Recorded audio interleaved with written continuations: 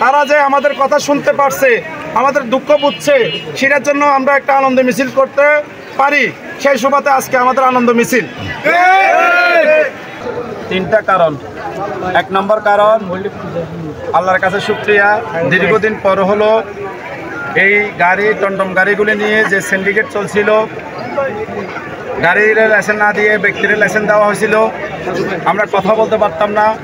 এখন স্বাধীনতাভাবে কথা বলে আমাদের দাবি আদায় করতে পেরে এখনও পূর্ণাঙ্গ না হলে অন্তত আমাদের কক্সবাজার জেলার যে প্রশাসক যারাই দায়িত্বে আছেন, সর্বোচ্চ দায়িত্বশীলদেরকে এমন যারা যে অবস্থানে আছে আমাদেরকে সহযোগিতা করার জন্য এই পর্যন্ত যে একটা ওদের মুখ থেকে বের হলো, সেটা হলো যে লাইসেন্স পাড়া আর কক্সবাজার হবে না।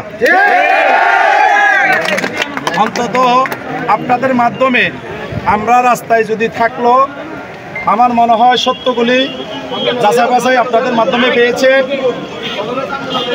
আপনারা দীর্ঘ 2.5 মাস আমাদের সাথে ছিলেন। আপনাদেরকে কিভাবে আমরা আনন্দিত করব তা জানি না।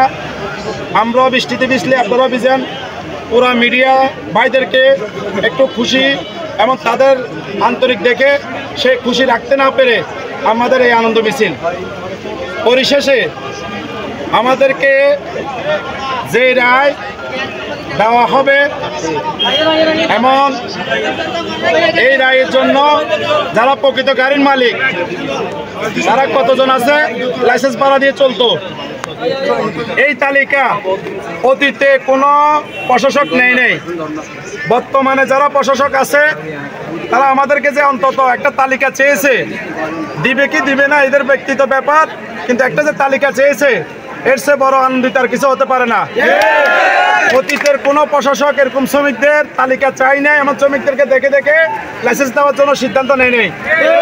এখন আজকে যারা দায়িত্বে আছে তারা যে আমাদের কথা শুনতে পারছে, আমাদের দুঃখ বুঝছে, সেটার জন্য আমরা একটা আনন্দ মিছিল করতে পারি। সেই সুবাদে আজকে আমাদের আনন্দ মিছিল। আমাদের প্রথম দাবি নিয়ে যে এখন রাজপথে নেমেছি, আমাদের প্রথম দাবি ছিল যে গাড়ি যার লাইসেন্স তার।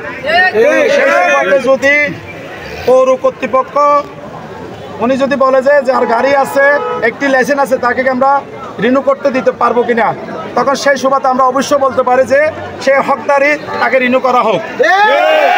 সেজন্য আমরা প্রকৃত ওনার মুখ থেকে যে কথা বেরিয়েছে, প্রকৃত লোকেরা যেন গাড়ির মালিকরা লাইসেন্স রিনিউ করতে পারে, যাদের থেকে লাইসেন্স ভাড়া দিয়ে আসছিল গাড়ি নাই, তারা যেন রিনিউ করতে না পারে,